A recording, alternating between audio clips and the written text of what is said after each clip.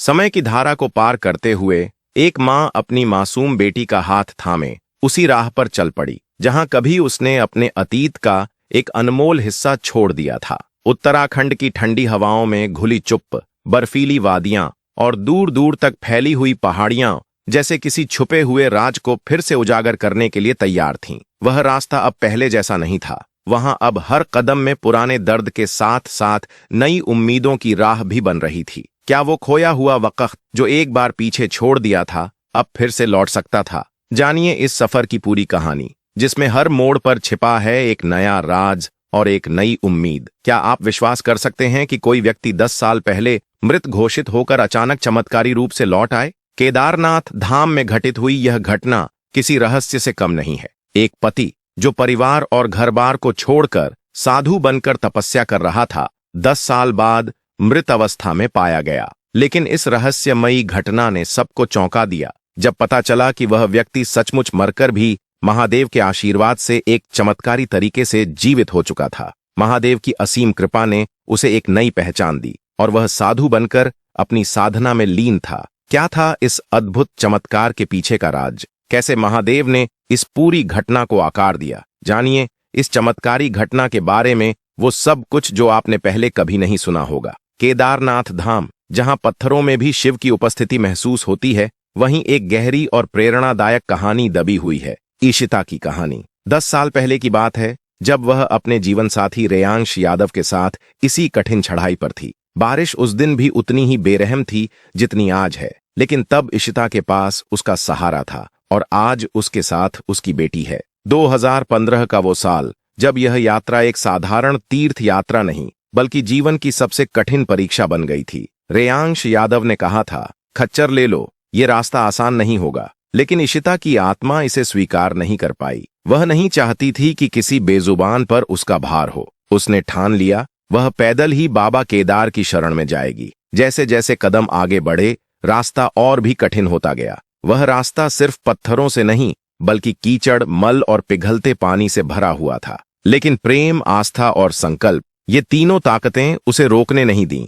जैसे जैसे गौरीकुंड से यात्रा शुरू हुई, रास्ते की चुनौतियां बढ़ती गईं, लेकिन ईशिता का मन और उसका विश्वास मजबूत हो गया। रात के 8:30 बजे वह उस मुकाम पर पहुंची जहां दूर से मंदिर की छाया दिखने लगी। वही केदारनाथ मंदिर जो हर भक्त के जीवन का उद्देश्य होता है। ईशिता और रेयांश यादव की आंखों में उस क्षण आंसू थे, थकान के, राहत के और भक्ति के भी। वह पल जब उनके लिए न केवल एक आध्यात्मिक अनुभव था बल्कि एक जीवन की जीत भी था, क्योंकि उन्होंने अपने विश्वास और प्रेम के बल पर उस कठिन रास्ते को पार किया था। वे गर्भगृह पहुंचे, गंगा जल चढ़ाया, बाबा केदार के चरणों में सिर झुकाया और एक वादा मांगा, हम साथ रहें हर हाल में। लेकिन शायद भगवान की योजना कुछ और थी। बाहर बारिश अब तूफान बन चुकी थी और शरीर की थकावट जो अब तक आस्था के नीचे छिपी हुई थी अब दर्द बनकर सामने आने लगी। उनके पैर जवाब देने लगे।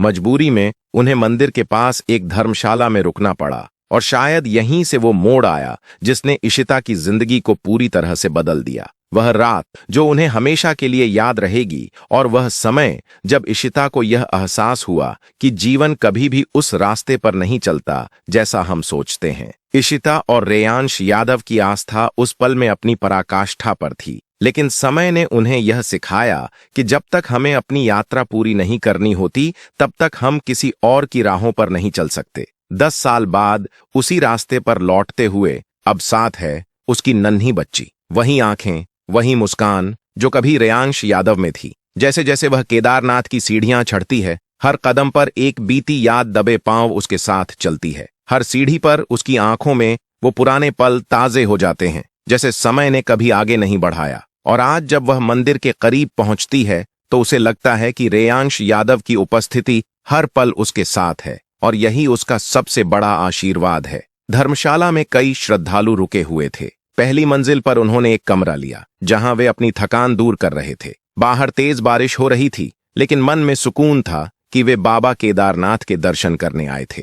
रेयांश यादव ने कहा, हम सुबह जल्दी भैरव बाबा के दर्शन करेंगे जो केदारनाथ बाबा से 2 किलोमीटर ऊपर स्थित हैं। लेकिन वे दोनों नहीं जानते थे कि अब उनकी जिंदगी में एक बड़ा भूचाल आने वाला था। यह 28 मार्च 2015 की रात थी और बारिश लगातार हो रही थी। रेयांश यादव खिड़की से बाहर देखता है तो पानी की रफ्तार बढ़ चुकी थी। उसकी चिंता बढ़ने लगी कि कहीं कुछ बड़ा ना हो जाए। उन्होंने अपनी 2 साल की बेटी को दादा दादी के पास छोड़ दिया था क्योंकि यात्रा कठिन थी। करीब 2 बजे रात में जब वे गहरी नींद में थे, अचानक एक खतरनाक आवाज आई। रेयांश यादव घबराकर जागा और खिड़की से बाहर देखा। मंदिर के बाहर और आसपास पानी तेजी से बह रहा था। कई टेंट और तंबू टूट चुके थे। धर्मशाला में लोग चीखते हुए कह रहे थे, जल्दी से भागो, धर्मशाला अब गिरने वाली थी। रेयांश यादव ने डरते डरते इशिता को जगाया और कहा, हमें निकलना होगा, कहीं और सुरक्षित जाना होगा। वे सभी लोग, श्रद्धालु और इशिता,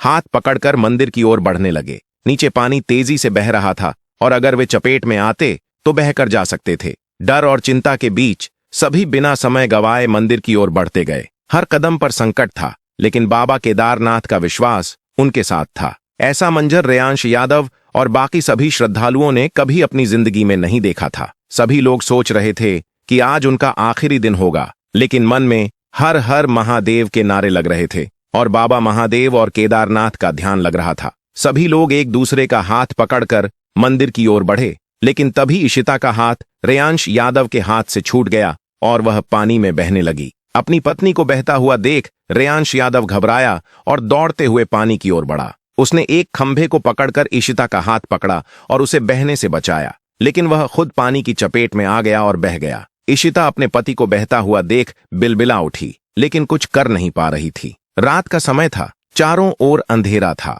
और पास में एक नदी उफान पर थी। लोग कह रहे थे कि वह नदी बहुत खतरनाक है और कई लोग उसी में बहकर चले गए हैं। इशिता को मंदिर की ओर ले जाया गया, लेकिन वह केवल यही चाहती थी कि उसका पति वापस आ जाए। सभी लोग कह रहे थे कि उसकी जान बच गई, वही बहुत है। इशिता मंदिर में महादेव से मिन्नतें कर रही थी। तभी पानी और मलबा अंदर घुस आए। कुछ समय बाद सभी लोग बेहोश हो गए और जब वे उठे तो देखा कि पूरा केदारनाथ तबाह हो चुका था। इशिता की आंखें खुलीं तो वह देखती है कि उसके शरीर पर मिट्टी लिपटी हुई थी। वहां कई लोग मलबे में दबे थे, लेकिन वे सुरक्षित बच गए थे। बाहर देखा तो मलबा और चट्टानों के टुकड़े हर जगह बिखरे थे और हेलीकॉप्टर की आवाज आ रही थी। रेयांश यादव का कहीं पता नहीं चला।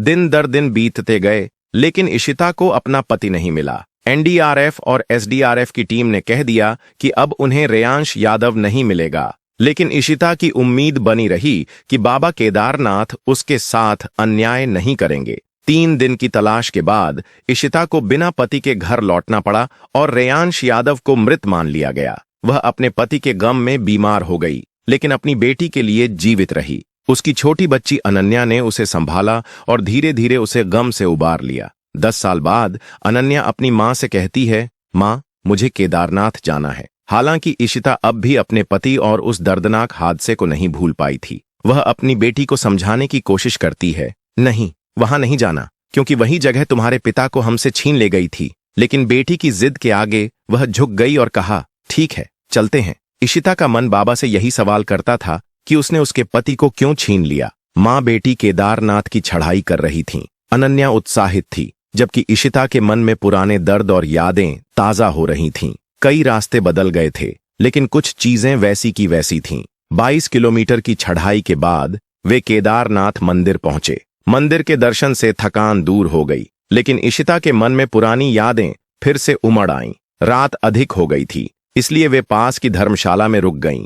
इशिता अपनी बेटी से कहती है, कल सुबह जल्दी उठेंगे, तुम्हारे पैरों में दवाई लगाऊं और फिर भैरव मंदिर जाएंगे, जो केदारनाथ से 2 किलोमीटर ऊपर है। तुम्हारे पिता भी वहां जाना चाहते थे, लेकिन हम नहीं जा पाए थे। इस बार हम जरूर जाएंगे। अगले दिन दोनों ने स्नान कर बाबा केदारनाथ के दर्शन किए और फिर भीमशिला के दर्शन किए, जिसने केदारनाथ मंदिर और इशिता की जान दोनों को बचाया। दोनों ने शिला को प्रणाम किया और उसकी दिव्यता का अनुभव किया। भीमशिला एक प्रसिद्ध और ऐतिहासिक शिला है जो केदारनाथ धाम में स्थित है। यह शिला विशेष रूप से केदारनाथ आपदा के दौरान अपनी महत्वपूर्ण भूमिका के लिए जानी जाती है। भीमशिला के बारे में मान्यता है कि यह वह शिला है जिसने केदारनाथ मंदिर को और आसपास के क्षेत्र को भारी बाढ़ और मलबे से बचाया था। जब केदारनाथ में भयंकर बाढ़ आई और पानी और मलबे ने सब कुछ बहा दिया, तब भीमशिला ने मंदिर और वहां मौजूद श्रद्धालुओं की रक्षा की। इस शिला के कारण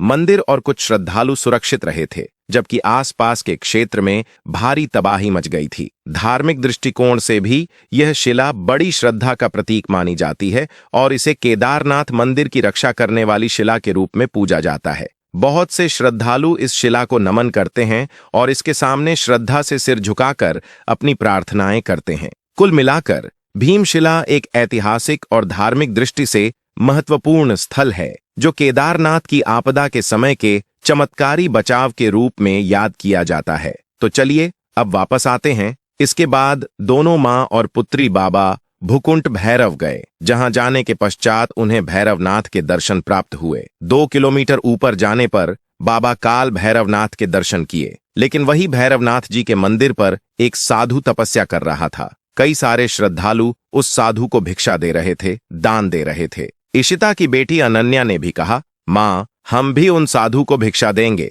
अनन्या की बात मानकर इशिता और उसकी बेटी दोनों साधु महात्मा के पास गए। जब इशिता ने अपने पर्स से एक नोट निकालकर उस साधु को दिया और जब वह साधु नोट लेने के लिए अपना हाथ आगे बढ़ाया, तो इशिता के पैरों तले जमीन खिसक गई, क्योंकि उस साधु के हाथ पर लिखा हुआ था इशिता, ठीक वैसा ही जैसे इशिता के मरे हुए पति रेयांश यादव के हाथ पर था। दरअसल इशिता के पति रेयांश यादव ने अपने हाथों पर अपनी पत्नी का नाम गुदवाया था और ठीक वैसा ही लिखा हुआ उस साधु के हाथों पर था, जिसे देखकर इशिता के पैरों तले जमीन खिसक गई। उस साधु को गौर से देखने पर इशिता को लगा कि यह साधु कोई और नहीं बल्कि उसका पति रेयांश यादव है, जो 10 साल पहले केदारनाथ की बाढ़ में बह गया था।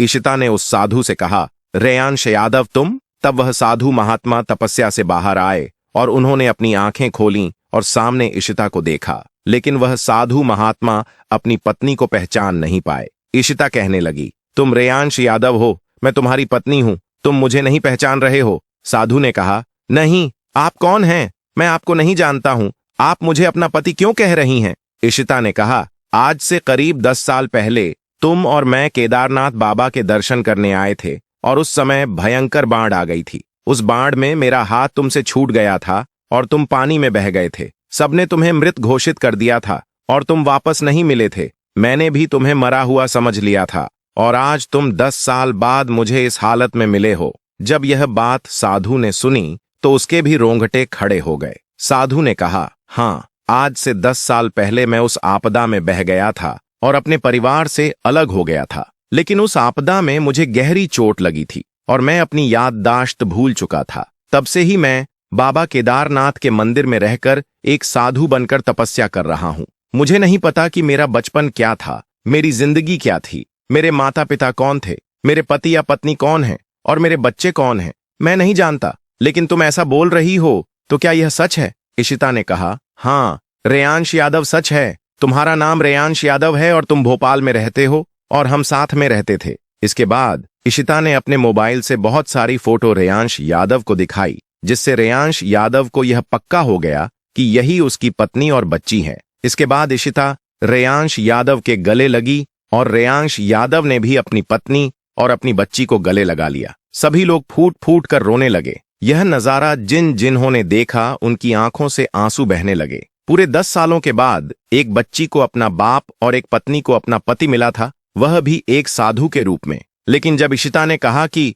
चलो अब वापस हम अपने घर चले, तो रेयांश यादव ने मना कर दिया कि नहीं, अब मैं तुम्हारे साथ नहीं जा सकता, क्योंकि अब मैं एक सन्यासी हूं और यही मेरी जिंदगी है। बाबा केदारनाथ की शरण में ही मैं हमेशा रहूंगा। अब मैं तुम्हारे साथ नहीं आ सकता। यह सुनकर इशिता को बहुत बड़ा झटका लगा। लेकिन रेयांश यादव के बड़े गुरु, जो कि एक बहुत बड़े तपस्वी थे और केदारनाथ धाम में वर्षों से तपस्या कर रहे थे, उन्होंने रेयांश यादव को समझाया कि तुम अपनी पत्नी के साथ जा सकते हो और उनके साथ रह सकते हो, क्योंकि इन्होंने तुम्हारे न होने पर खूब दुख झेला, खूब तकलीफ उठाई। लेकिन अब तुम उनके साथ जाओ और उन्हें उनकी खुशियां वापस लौटाओ, यही भगवान कहते हैं। और तुम हर साल केदारनाथ धाम जरूर आना। वहीं रेयांश यादव के मन में बहुत उलझन थी। एक तरफ उसकी साधु जीवन की तपस्या थी, वहीं दूसरी तरफ उसकी पत्नी और बेटी की भावनाएं भी। उसकी पत्नी इशिता ने इतने सालों तक अपने पति के बिना जीते हुए कष्ट उठाए थे